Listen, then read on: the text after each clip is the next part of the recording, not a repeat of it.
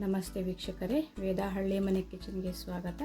ನಾನಿವತ್ತು ಬಲೂನ್ ಥರ ಪುರಿನ ಮಾಡೋದು ಹೇಗೆ ಅಂತ ತೋರಿಸ್ತಾ ಇದ್ದೀನಿ. ನಾನಿಲ್ಲಿ ಮುಕ್ಕಾಲು ಬೌಲ್ ಆಗುವಷ್ಟು ಗೋಧಿ ಹಿಟ್ಟು ತೊಗೊಂಡಿದ್ದೀನಿ. ಒಂದು 5 ಟೀ ಸ್ಪೂನು ಚಿರೋಟಿ ರವೆ ತೊಗೊಂಡು ಈ ಥರ ಚೆನ್ನಾಗಿ ಮಿಕ್ಸ್ ಮಾಡ್ಕೊತಾ ಇದ್ದೀನಿ. ಎರಡೂ ನೀರು ಹಾಕ್ದಂಗೆ ಚೆನ್ನಾಗಿ ಮಿಕ್ಸ್ ಮಾಡ್ಕೋಬೇಕು. ಇವಾಗ ರುಚಿಗೆ ತಕ್ಕಷ್ಟು ಉಪ್ಪು ಹಾಕ್ಕೊತಾ ಇದ್ದೀನಿ. ಹಾಗೆ ಬಿಸಿ ಮಾಡ್ಕೊಂಡಿರೋ ಎಣ್ಣೆನ ಹಾಕ್ಕೊತಾ ಇದ್ದೀನಿ. ನೋಡಿ, ಈ ಕಲರ್ ಯಾಕಿದೆ ಅಂತ ನೀವು ಅನ್ಕೋಬೋದು, ಮುಂದೆ ಹೇಳ್ತೀನಿ. ಇವಾಗ ನಾನು ಬಿಸಿ ಮಾಡ್ಕೊಂಡಿರೋ ಎಣ್ಣೆನ ಹಾಕ್ಕೊಂಡು ಈ ಥರ ಚೆನ್ನಾಗಿ ಮಿಕ್ಸ್ ಮಾಡ್ಕೋಬೇಕು. ಹೆಂಗಂದರೆ ಅದು ನಾವು ಉಂಡೆ ಕಟ್ಟಿದಾಗ ಅದು ಉಂಡೆ ಥರ ಬರಬೇಕು. ಆ ಥರ ನಾವು ಚೆನ್ನಾಗಿ ಇದನ್ನು ಕಲಿಸ್ಕೋಬೇಕಾಗುತ್ತೆ. ಇವಾಗ ನೀರು ಹಾಕ್ಕೊಂಡು ಕಲಿಸ್ಕೋಬೇಕು. ನಾವು ನೋಡಿ ನೀರು ಹಾಕ್ಕೊಂಡು ಕಲಿಸ್ಕೋಬೇಕು. ನಾವು ಮಾಮೂಲಿ ಚಪಾತಿ ಮಾಡಿದಾಗ ನಾವು ಹೇಗೆ ಕಲಿಸ್ತೀವೋ ಹಿಟ್ಟು, ಅದಕ್ಕಿಂತ ಸ್ವಲ್ಪ ಗಟ್ಟಿಯಾಗಿರಬೇಕು ಅಷ್ಟೇ, ಜಾಸ್ತಿ ಗಟ್ಟಿಯಾಗಬಾರ್ದು. ನಾನಿಲ್ಲಿ ಹಿಟ್ಟು ಕಲಿಸ್ತಾ ಇರೋದು ನೋಡಿದ್ರೆ ನಿಮಗೆ ಗೊತ್ತಾಗ್ತಾ ಇರುತ್ತೆ ಅನ್ಸ್ಕೊತೀನಿ ಎಷ್ಟು ಗಟ್ಟಿ ಬೇಕು ಅಂತ. ನೋಡಿ, ನಾವು ಈ ಥರ ಚೆನ್ನಾಗಿ ಕಲಿಸ್ಕೋಬೇಕು. ನಾವು ಚೆನ್ನಾಗಿ ನಾದಿದಷ್ಟು ಪುರಿ ಚೆನ್ನಾಗಿ ಉಬ್ಬುತ್ತೆ.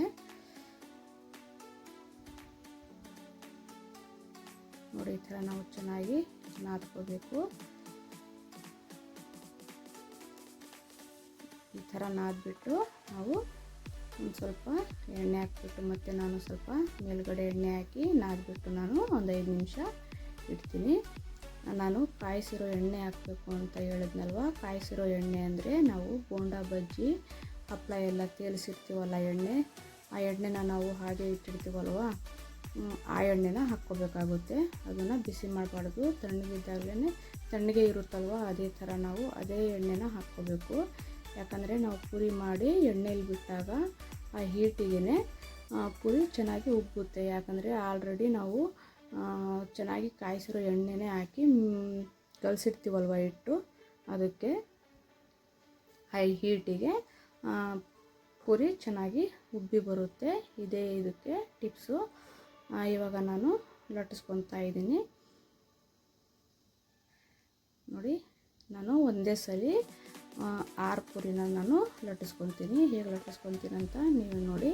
ಇವಾಗ ನಾನು ಸ್ವಲ್ಪ ದೊಡ್ಡದಾಗಿನೇ ಚಪಾತಿನ ಲಟ್ಟಿಸ್ಕೊಂಡಿದ್ದೀನಿ. ನೋಡಿ, ಈ ಥರ ಚೆನ್ನಾಗಿ ಲಟ್ಟಿಸ್ಕೊಬಿಟ್ಟು ಒಂದು ಬಟ್ಲು ತೊಗೊಂಡು ಈ ಥರ ನಾನು ಕಟ್ ಮಾಡ್ಕೊತಾ ಇದ್ದೀನಿ. ನೋಡಿ, ನಾವು ಒಂದೇ ಸಲಿನ ಒಂದು 5-6 ಪುರಿನ ಮಾಡ್ಕೋಬೋದು. ನಾವು ಒಂದೊಂದೇ ಪುರಿ ಗುಚ್ಕೊಂಡು ಇಟ್ಕೊಂಡು ಮಾಡೋ ಬದಲು ಈ ಥರ ನಾವು ಒಂದೇ ಸತಿ ಸ್ವಲ್ಪ ದೊಡ್ಡದಾಗಿ ಚಪಾತಿ ಲಟ್ಟಿಸ್ಬಿಟ್ಟು ಈ ಥರ ಕಟ್ ಮಾಡಿ ತೊಗೊಂಡ್ರೆ ಆಯಿತು.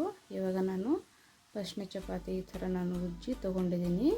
ಇದರಲ್ಲಿ 5 ಪುರಿ ಆಗಿದೆ, ಅಂದರೆ ಈ ಸ್ವಲ್ಪ ಸಣ್ಣದಾಗಿ ಆಗಿತ್ತು. ಇವಾಗ ನೋಡಿ, ನಾನು ಸ್ವಲ್ಪ ದೊಡ್ಡದಾಗಿಯೇ ಲಟ್ಟಿಸ್ಕೊಂಡಿದ್ದೀನಿ. ನೋಡಿ, ಇದನ್ನು ಸಹ ಒಂದು ಬಟ್ಲ ಸಹಾಯದಿಂದ ಈ ಥರ ನಾನು ಕಟ್ ಮಾಡಿ ತೊಗೊತಾ ಇದ್ದೀನಿ.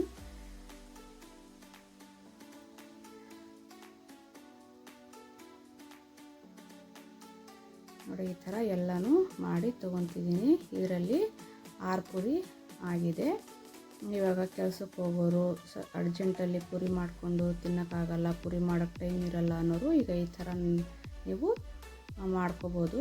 ಇವಾಗ ನಾನು ಎಲ್ಲನೂ ಮಾಡಿ ತೊಗೊಂಡಿದ್ದೀನಿ. ಇವಾಗ ನಾನು ತೇಲಿಸ್ತಾ ಇದ್ದೀನಿ. ನೋಡಿ ಎಷ್ಟು ಚೆನ್ನಾಗಿ ಉಬ್ಬಿ ಬರ್ತಾ ಇದೆ ಅಂತ. ನೀವು ಪುರಿನ ಎಣ್ಣೆಯಲ್ಲಿ ಬಿಟ್ಟಾಗ ಪುರಿ ಎಣ್ಣೆ ಒಳಗೆ ಮುಳುಗಬೇಕು, ಆ ಥರ ನೀವು ಪುರಿನ ಹಾಕಬೇಕು. ಮತ್ತು ಈ ಥರ ಸ್ಟ್ರೈನರಿಂದ ಸ್ವಲ್ಪ ಹಿಂಗೆ ಪ್ರೆಸ್ ಮಾಡಿ ಇಟ್ಕೊಂಡ್ರೆ ಅದು ಮೇಲೆ ಉಬ್ಬಿ ಬರುತ್ತೆ. ನೋಡಿ, ನಾನು ಎಲ್ಲ ಪುರಿನೂ ಇದೇ ಥರ ಉಬ್ಬಿ ತೋರಿಸ್ತೀನಿ. ಒಂದೊಂದು ಯಾವ ಪುರಿನೂ ಸಹ ಉಬ್ದಂಗಿರಲ್ಲ, ಎಲ್ಲ ಪುರಿನೂ ಸಹ ಉಬ್ಬುತ್ತೆ. ನೋಡಿ, ಯಾರೆಲ್ಲ ನನ್ನ ವೀಡಿಯೋಸ್ ನೋಡ್ತಾ ಇದ್ದೀರಾ, ಪ್ಲೀಸ್ ಲೈಕ್ ಆ್ಯಂಡ್ ಸಬ್ಸ್ಕ್ರೈಬ್ ಮಾಡಿ. ಹಾಗೆ ನನ್ನ ಚಾನಲ್ನ ಸಪೋರ್ಟ್ ಮಾಡೋದನ್ನು ಮರಿಬೇಡಿ ಫ್ರೆಂಡ್ಸ್. ಯಾರ್ಯಾರು ನೋಡ್ತಾ ಇದ್ದೀರೋ ಹಾಗೆ ಒಂದು ಲೈಕು ಮಾಡೋಗಿ. ರೆಸಿಪಿ ನಿಮಗಿಷ್ಟ ಆದರೆ ಹೇಗೆ ಬಂತು ಅಂತ ನೀವು ಸಹ ಮನೆಯಲ್ಲಿ ಟ್ರೈ ಮಾಡಿ ನನಗೆ ಕಮೆಂಟ್ ಹಾಕಿ. ನೋಡಿ ಎಷ್ಟು ಚೆನ್ನಾಗಿ ಉಬ್ಬಿದೆ ಅಂಥೇಳಿ.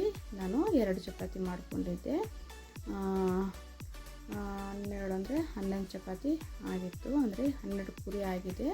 ಇವಾಗ ಇನ್ನೂ ಇದೆ, ಅದನ್ನು ಸಹ ನಾನು ಮಾಡ್ಕೊತೀನಿ.